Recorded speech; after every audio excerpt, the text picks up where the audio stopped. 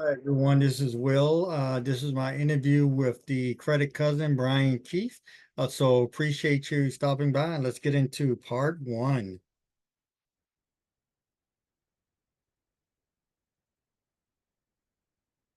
Family, thank you very much for stopping in today. We got a special guest, Mr. Brian Keith, Brian the cousin Keith from the Credit Cousin. I'm so happy that I was able to get Brian. He's a very busy man. Unfortunately, he can't help us today in terms of visually being on the video, but we're going to hear his wonderful voice and maybe his recommendation on the strategy and where I'm at. So Brian has his own channel. It's called The Credit Cousin. And he's going to introduce himself, maybe talk about how he got started, and then we're going to jump into my numbers. Go ahead, Mr. Brian, take it away. What's up, family? This is the credit cousin, Brian Keith. And today, we are going to look at velocity banking versus using cash flow to pay down your debt fast. Now, on my channel, I am like a Ferrari. I tell people, I calculate numbers fast.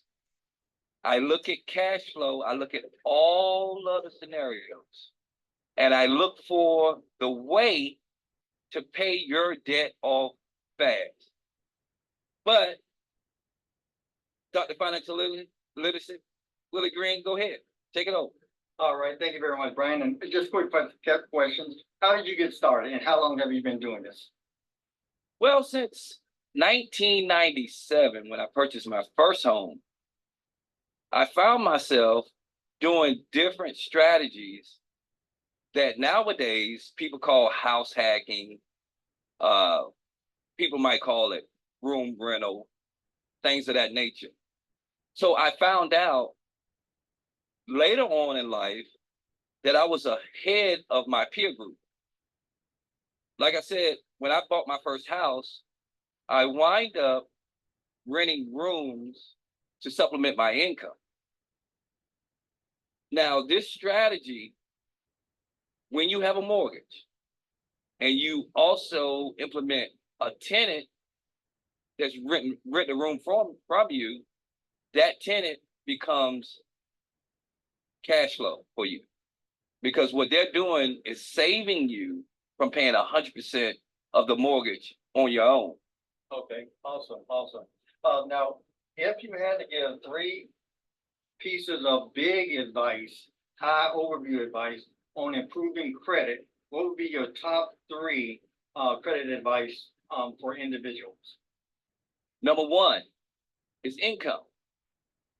You always want to have, well, most Americans, they look at cutting their expenses. I come from a different genre of time where we worked 2 jobs if we needed more money, or we would think outside of the box and rent a room in your house, or whether you may want to rent your basement. So number one is income. Number two is expenses. Most Americans, they spend more than they have coming in. Now, like I said, with income, when you know your net income, not your gross, you always want to focus on net income. Net, I tell my subscribers, net is what hits your pocket. Gross is what you make before taxes. And net is after taxes. So always focus on that net income. Now, step 2 would be expenses. I'm not the youngest person on the internet, but I've never had a brand new car. Years ago, I used to be a used car salesman in Manassas, Virginia. And one of the things I learned from being a used car salesman is simply this. As soon as you buy that brand new car and drive it off the lot, you lose $3,000 to $4,000. So, and a lot of people on my channel know that I'm from Duval County. Go Duval! One thing about Duval, we always buy old school vehicles. cash cars, as what they would call today. Mhm.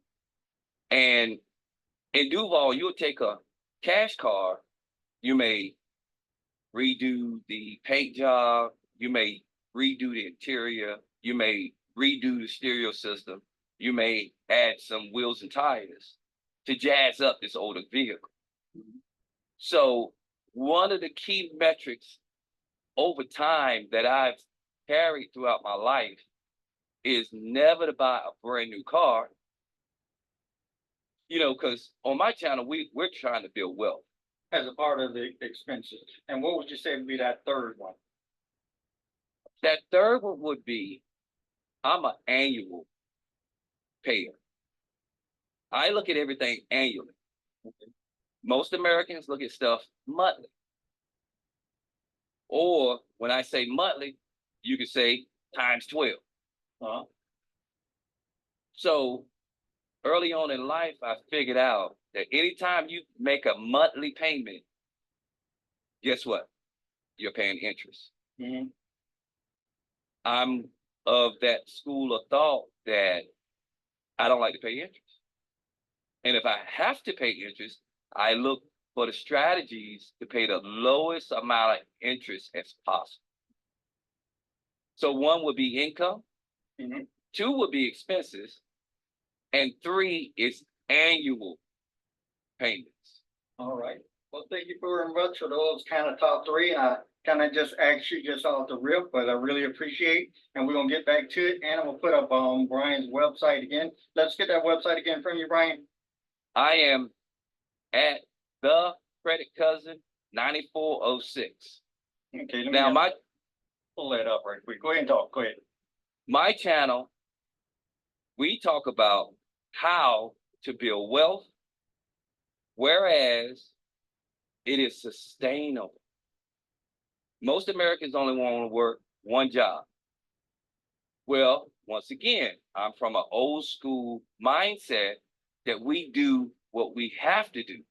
So if you have a season in your life, whereas your money's funny, like right now, we have high inflation. So I tell my subscribers, you could possibly do bank account bonuses to add extra cash flow. You could use credit cards with the 0% that's going to give you from 2% to 5% cash back. And we use our income and let it sit in our bank, use our credit card, because our credit card is more secure than the debit card. We use the credit card to get this cash back money. Mhm. Now, Okay.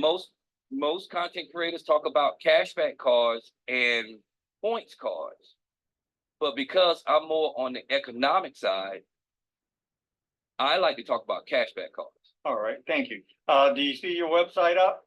Yes. Okay. So here we got here's Brian, Doug Credit Cousin, and this is his website. Give you a minute to write that down. Really appreciate him taking the time and coming over and just offering some recommendations and advice. All right, let's go ahead and get on into it and see what Brian sees. All right, so in general, my income for the month, and we're starting in October, 5,522. So that's my W-2 income, 2 pay periods, other sources of dollars that can flow that I'm putting inside the HELOC. So it can be somebody giving me birthday money, it can be additional rents or things of that nature, but it's just additional dollars that eventually will probably flow back out.